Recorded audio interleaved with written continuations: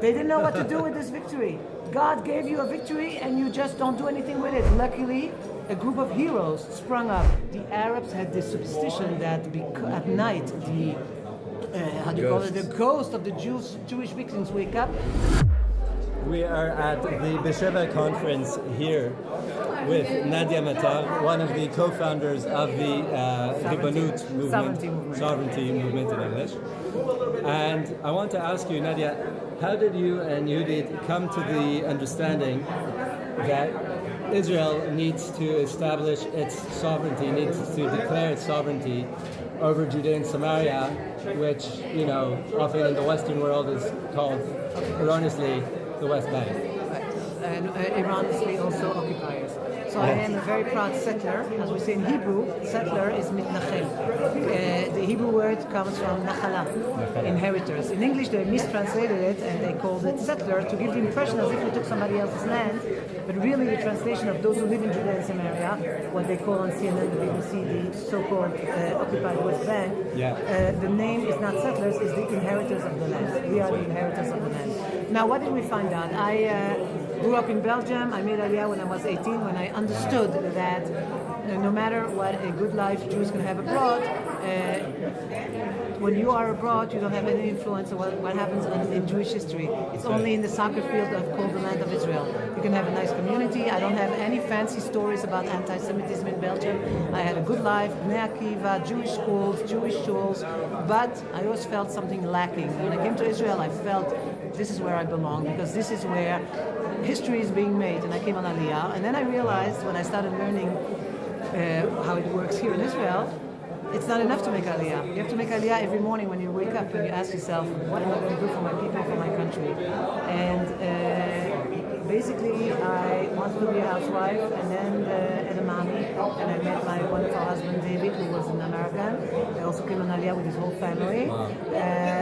And we wanted, already on our first date, we wanted to, we decided we want to be part of something special that is happening here, not just to go in a simple city, which is fine too, but we wanted to be part of some historical event going on, and we said let's go live in Efrat, between Jerusalem and Hebron, because that is Judea, that is where, at the time in 87 it only started, and we wanted to be part of the settler movement. Again, in Hebrew it's a beautiful name, mitnachalim. How many people lived in Efrat at the time? 300 families only. Wow. And that is what, then we had our first children, thank God, and then our the earthquake happened. In 1993, Oslo agreements, we understood that how can it be that a government of Israel is willingly giving away parts of our God-given biblical heartland to a mass murderer and trying to convince us that this is going to bring peace. And we understood that that's not going to work. And I hooked up with many people, first and foremost with my dear mother-in-law, Ruth Matar, of blessed memory, who at the time was much younger, obviously, in 93. And I always tell people, be in very good contact with your mother-in-law. And if you can go to jail with your mother-in-law, that's the best. That's what we did. Okay, to go to jail with you. We didn't rob a bank. We just went to jail because we demonstrated against the Oslo agreements, and I'm very proud of it. To go with your mother-in-law to jail, just overnight, a few times. You bond. Anyway, to make it more serious again, we demonstrated in Oslo for so many years, and then came the tragic expulsion from Gush Katif in 2005. At the time with my mother-in-law, we created what was called the Women in Green. It was a gimmick name. It was Women for Israel's Tomorrow. We said if we want a tomorrow, we cannot give away parts of our homeland. The entire land of Israel was given to us by God. We don't have the right to give it away. It belongs to the past, the present, and the future generations. And therefore, we opposed the Oslo Agreement. And we said the land of Israel belongs to the people of Israel. And we called ourselves Women in Green because to express the visual act of Oslo basically was supposed to shrink us back to the green line, the 267 borders, and we were demonstrated with green hats. The media called us Women in Green. I hated the name. We're not a feminist movement. We're all family, men, women, youth were with us. And then came 2005, the terrible expulsion from Gush Katif in northern Samaria. That's when I had the privilege of meeting Yehudit Katzover, who was there with her Hebron people. Now, what she didn't tell you, which I'm telling you, Yehudit Katzover is part of this whole generation who after 67, when they won the war in 67, it was a military victory, and here become. But every military victory has to be accompanied with a diplomatic victory. What should have been done in '67 was we were attacked. According to international law, we had all the right to defend ourselves. We returned, conquered, liberated, whatever you want to call it, Judea, Samaria, Golan, Jerusalem, Sinai, Gaza. And therefore, they should have said, we are now going to include all those areas within the legal boundaries of Israel. The boundaries of Israel are going to change. We're going to apply Israeli law or Israeli sovereignty. They didn't do that because they didn't plan the victory. Right. They didn't know what to do with this victory. God gave you a victory and you just don't do anything with it. Instead, the government of Israel at the time created a body in the army that will administer those areas called the civil administration. Right. And they didn't know what to do. Luckily, a group of heroes sprung up. Rabbi Levinger Zatzal, Rabbi Hanan Porat Zatzal, Rabbi Womer, this whole group of people who call themselves the settlers, and they said, wait a minute, what's going on here? The government of Israel doesn't know what to do with this victory. We have to return and renew Jewish life here. This is where the spine of Jewish history here, for 2,000 years when our forefathers were dreaming next year in Zion, they didn't dream, with all due respect to the disco in Eilat or a pub in Ramat Gan, they dreamt about Shiloh, Bet El, Shechem, etc. They returned to Hebron first, and they returned to Hebron and Kfar Etzion, and Yehudit Katzover was part of the very famous historic story where, if there's anybody listening out there who has connection to Hollywood, connect me please. It has to be made a movie of 13 women led by Rebbetzin Levinger, who returned to the Bet Hadassah building. For 1 year they were there with their children, without their husbands. Wow. And thanks to those women, Hebron was reopened to Jewish life. So a group of people created hundreds of Jewish communities all over Judea and Samaria. But what is the problem? Sorry, The sovereignty wasn't... Explain to people what it means that they returned to Bet Hadassah, because you know what it means, and a lot of people watching don't know what that means, that they Basically, returned to Bet Hadassah. There was Jewish life in Hebron for generations. Hebron is the sister and twin sister of Jerusalem in its holiness, was always the two holy cities of the Jewish people is Jerusalem and Hebron. And then came the 1929, the gruesome and cruel pogrom by the Arab community against the Jews of Hebron, not only in Hebron, but especially in Hebron, overlooked and, of course, with the tacit approval of the British who were in charge here, who didn't do anything to help the Jewish communities, and allowed the Arab pogromist and Islamist fascists to murder, butcher. Whatever happened on October 7 2 years ago happened in 1929. And the survivors, the British told them quickly, for your own safety, please leave Hebron now. And the British basically allowed the murderers not only to murder the Jews, but to be rewarded, as it says, "Haratzachta v'gam yarashta," you murdered and you inherited. They stole all the Jewish homes. That's 1929. So Bet Hadassah was one of those And Bet homes? Hadassah was one of those buildings where the Hadassah ladies had in the 20s offered and donated hospitals in Jerusalem called the Hadassah in Karem, Hadassah Hatzufim, and they also had a Hadassah in Hebron, where Jewish doctors used to take care of patients, Jews and Arabs alike. What we found out later is that after the murder in 1929, the massacre of the Arabs against the Jews, they stole all the Jewish buildings. And in 1967, Rabbi Levinger said the time has come to return, not only to pray in the Machpelah cave, which is a reason enough to return to Hebron, but also to finally return Jews and live there. And they said to Rabbi Levinger, but you know that the Arabs stole all your houses, where are you going to live now? And there's a whole development, an amazing story about the return to Hebron, the Park Hotel, and then they were 2 years in the army base. And in 1971, the leftist government, there was a leftist but Zionistic government of Yigal Allon, Shimon Peres, when he was still a Zionist in 71, and they said, Rabbi Levinger, you're right. It's unheard of that Jews should not live in Hebron. But inside Hebron, there's no room now. They stole your houses. So we will allow to create a yishuv, a community just next to the old city of Hebron. Kiryat Arba was founded in 1971. 1971, Rabbi Levinger says, thank you very much, but I do not give up on living inside Hebron. For 8 years, they look for a place and they find out that the Arabs who had stolen all the Jewish homes did not steal one building. The building a beautiful building that had been bought by the women of Hadassah, and it was called Bet Hadassah, and the Arabs had not stolen it in 1929. We looked for the reason, and we heard from different tour guides that the superstition among the Arabs since 1929 was because the biggest and the most violent, brutal acts of atrocities happened in that building. At the end of the murder, the Arabs had this superstition that at night the ghost of the Jewish victims wake up, they scream like when they screamed at the time, and it's so freaky and scary. Don't approach the building. Wow. And in 1979, they discovered that building is empty and was the one and only building that wasn't stolen by the Arabs. Rabbi Levinger said that's where we have to go back to. 1979, 13 women, and he says only the women. This time, let's try only women and children. He was, because of his wife, Rebbetzin Levinger, he also Miriam of blessed memory. And this is the story that I'm looking for somebody to make a video, a movie about it. 13 women under the leadership of Rabbi Levinger, and Yehudit Katzover is one of them that you just interviewed a few minutes before me. Get on a truck in Kiryat Arba with 45 children, quietly go down from Kiryat Arba to Beit Hadassah that stood empty.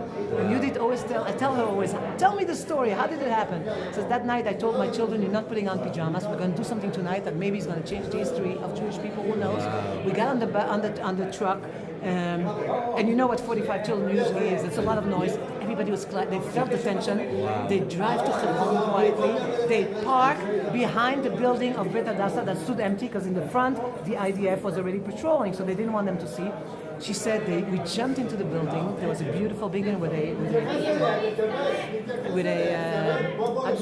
big porch or whatever. They climbed in backyard. Over the porch, over the backyard. And they climbed over. There's pictures of it. She said 50 years, from 1929 to 1979 was empty, right? Wow. It was full of dust. She says when we jumped inside, I felt all the dust coming up, and I felt as if I landed on the moon. And then we felt the rats. In Hebron, there's rats, big like cats. She says, but nothing could scare us. We were so happy. We got into the building, we started singing. V'shavu vani. The soldiers who were at the entrance of the building come in, they hear Hebrew singing, they go down, because it's a building with a few floors. Who are you? What are you doing? The women says, tell the Prime Minister that the women of Kiryat Arba just came into the building that belongs to us, and we are here, we're not going to move till the Prime Minister reopens Hebron to Jews. 1979, who is Prime Minister? Menachem Begin. And Yehudit always tells the story. We decided it's going to be on a Thursday night. If we survive and we can do Shabbat, there maybe we'll succeed. Thursday night, very late at night, almost Friday, Menachem Begin gets a telegram. Mr. Prime Minister, 13 women, 45 children enter the building. What are we doing? What are the instructions? He says, what? The filthy building, 50 years, no water, no electricity, probably disgusting. Their husbands are not there. A few hours from now is Shabbat. Obviously, those women have to go back home, right? They want to have a little demonstration about that they love Hebron. Let them, but you know what? To make sure, just close off the building. Don't let anybody new come in, and anybody who goes out can go back in. It's Friday morning already. The women see that they're being closed off. The entire community is in the street, and they're closing off, and they're saying, what do you want to do? And they say, they write a note, bring us a bucket, bring us brooms, bring us economica, bring us bread, challahs, and whatever. They throw down it was a big building, throw down the window. You want us to bring you humanitarian aid? Okay, we're coming. They bring everything they need. The food, and everything items, they need. They started getting organized. Candles. And I always ask you, did you know on that one day that you came in with your 3 children, and Rebbetzin Levinger with how many children, everybody came with their children, with a little packet, but you were going to stay there for a full year? Wow. Those women left everything, together with of course, the support of the entire community. What did they do there? What did they teach us there? They taught us the basics of activism. First of all, you have to be on the spot. They could have decided at a meeting saying, let's write a petition of 1 million Jews that we should go back to Hebron. Till today, we wouldn't be there. But 13 women and 45 children entered the building and taught us, here's the hero, this is what I'm telling you the story. 13 women, 45 children left their houses, entered that building, and they taught us the basics of activism. You have to be on the spot. Number 2, they didn't play chess the whole day. What did they do? They called upon groups from the whole country to come and support them. Public support. Buses came from around the country. Women from the Hadassah, they couldn't go out, right? They couldn't go in. We came from Ranana to tell you, kol hakavod. And they said, go back home, write a letter, because at the time in 1979 you didn't have internet, right? Write a letter or a telegram or call the Prime Minister. Tell him we have to go back to Hebron. Public pressure.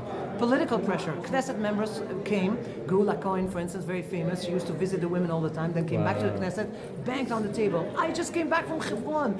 The women of Beit Hadassah, why don't you open Hebron to Jews? And he had to answer. After a full year of that, one more thing happened.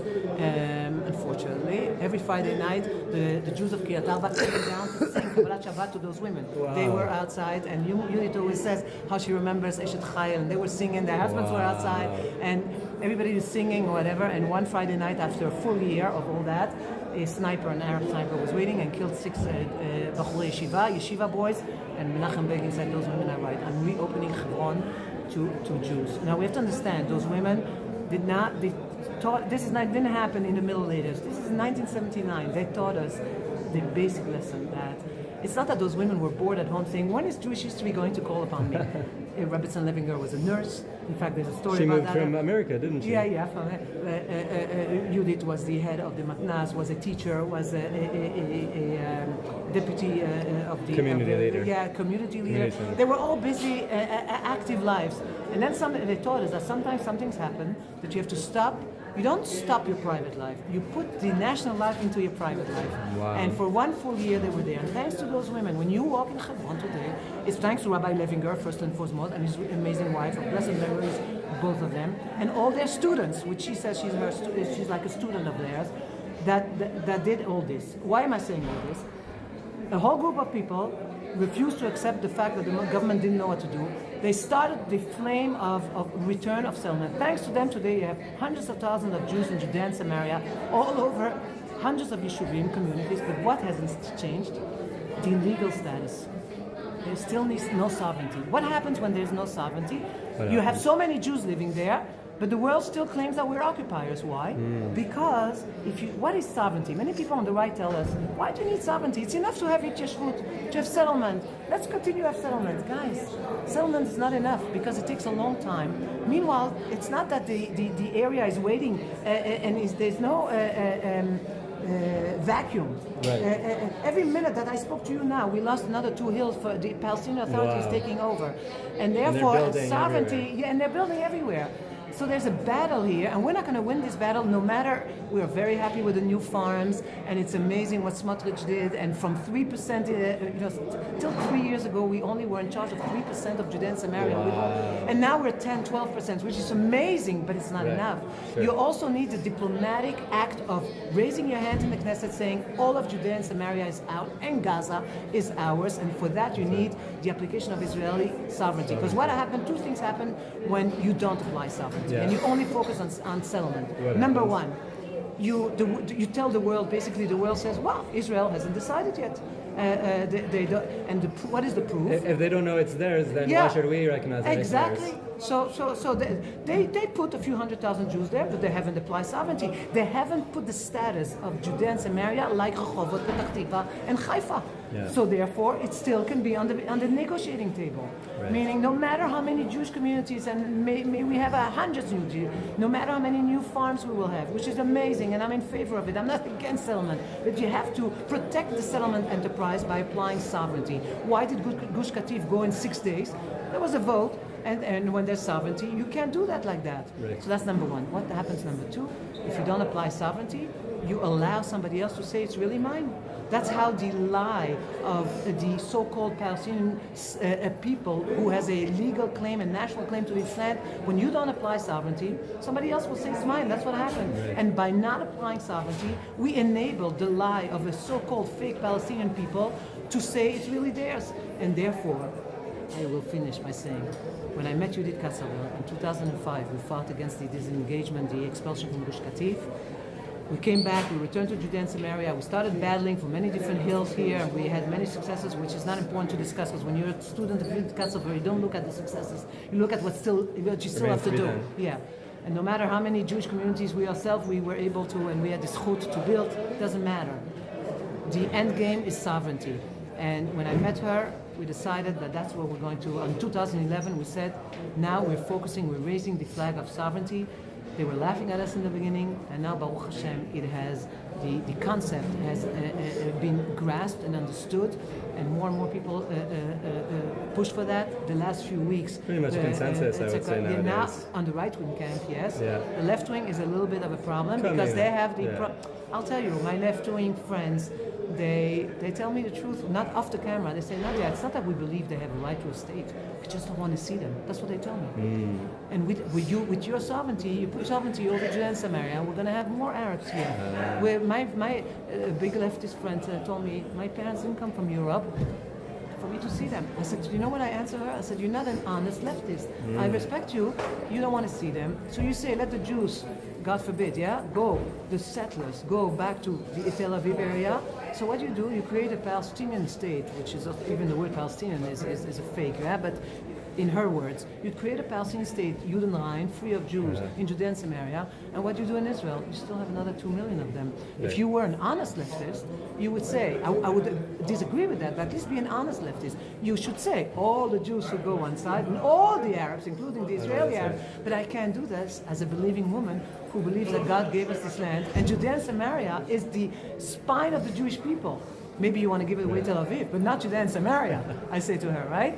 So to make a long story short and to think, we are now at the stage in 2026 where we have to understand that we have a window or opportunity with President Trump who basically legitimized the one word that we were afraid to say before, relocation. And he said it so in such a healthy way. They butchered you in Gaza, they shouldn't stay here. That's right. Unfortunately, Bibi didn't take the green light and didn't do it yet, but the day will come. And then when we found out that the Arabs of Judea and Samaria, 84% of them, favor the butchering of Jews, I'm going to give them residency or God forbid, or citizenship. Right. They also have to go. So we have to rearrange the whole world. I have a slogan, very good one. The Arab states for the Arabs, and the one and only Jewish state for the Jews.